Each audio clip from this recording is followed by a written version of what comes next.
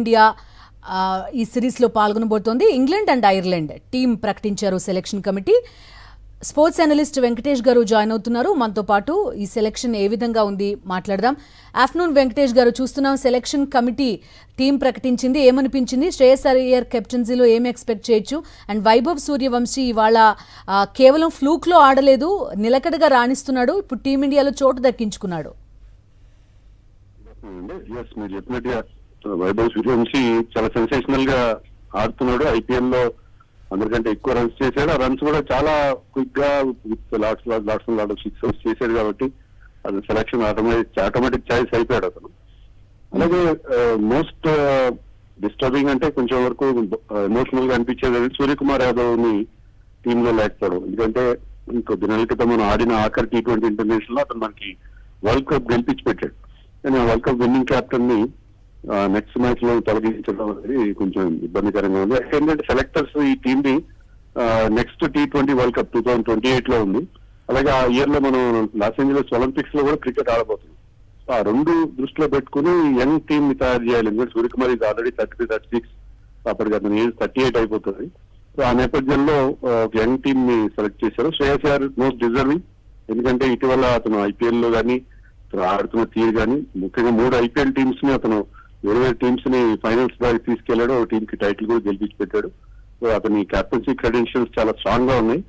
అందుకే అతన్ని కెప్టెన్ చేశారు. ఇంకా చాలా మంది కంటెండర్స్ కనిపించారు మనకు. వైస్ కెప్టెన్ గా అక్షర్ పటేల్ కానీ, ఇషాన్ కిషన్, హార్దిక్ పాండ్యా ఇలాంటి వాళ్ళందరూ మనకి కెప్టెన్సీ రేస్ లో ఉన్నట్టుగా అనిపించిన I think selectors have taken the right decision అనుకుంటున్నాను.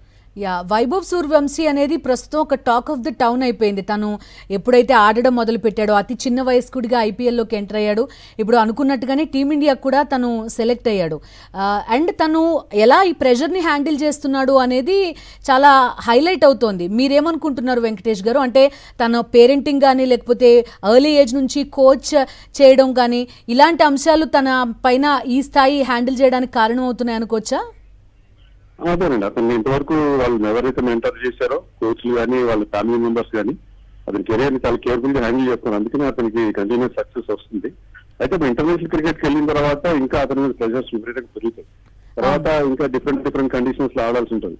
ఇండియాలో ఫ్లాట్ పిచెస్ మీద ఆడినట్టు కాదు. సో ఇవన్నీ తట్టుకోవడానికి యంగ్స్టర్ కి ప్రాపర్ గా అతని లైఫ్ స్టైల్ మేనేజ్మెంట్ ప్రాపర్ గా చేయాల్సిన అవసరం ఉంది. బాగా ప్రాపర్ గా మెంటర్ చేయాలి. నేను కూడా ఇప్పుడు 7 T20 ఇంటర్నేషనల్స్ కోసం టీమ్ సెలెక్ట్ చేశారు. అతను ఆటోమేటిక్ గా 11 లోకి రాడు. ఎందుకంటే మనకి ఆల్రెడీ అక్కడ ఫిక్స్డ్ అండ్ అంటే మోస్ట్ సక్సెస్ఫుల్ ఓపెనింగ్ పేరు ఉన్నారు, సంజు శాంసన్ అండ్ అభిషేక్ శర్మ.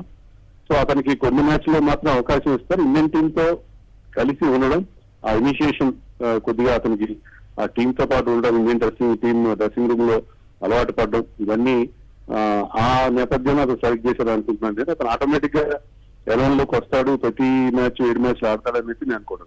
ఓకే వెంకటేష్ గారు, థ్యాంక్ యూ.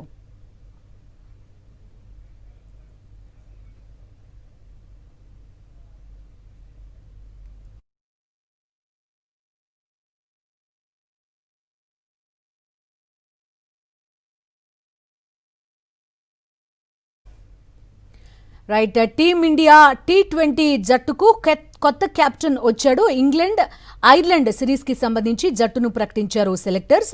సూర్యకుమార్ యాదవ్ స్థానంలో శ్రేయస్ అయ్యర్ కి కెప్టెన్సీ అప్పగించింది BCCI. అలాగే T20 వరల్డ్ కప్ రానున్న నేపథ్యంలో, అదేవిధంగా ఒలింపిక్స్ కి కూడా ఫ్యూచర్లో ఆడనున్న నేపథ్యంలో కొంత యంగ్ టీమ్ని అనౌన్స్ చేసినట్టుగా కూడా చెప్తున్నారు విశ్లేషకులు. శ్రేయస్ అయ్యర్ మంచి కెప్టెన్సీ చాయిస్ అని కూడా చెప్తున్నారు. ఐర్లాండ్ ఇంగ్లాండ్ టూర్కి జట్టుని అనౌన్స్ చేసిన సెలక్షన్ కమిటీ తెలుగు కుర్రాడు తిలక్ వర్మని వైస్ కెప్టెన్గా నియమిస్తూ నిర్ణయం తీసుకుంది. ఇక ఐపీఎల్లో అదరగొట్టిన యువ సంచలనం వైభవ్ సూర్యవంశీ కూడా టీమిండియా T20 స్క్వాడ్లో చోటు దక్కించుకున్నాడు. ఇంగ్లాండ్ ఐర్లాండ్ టీంలో వైభవ్ సూర్యవంశీకి చోటు దక్కింది.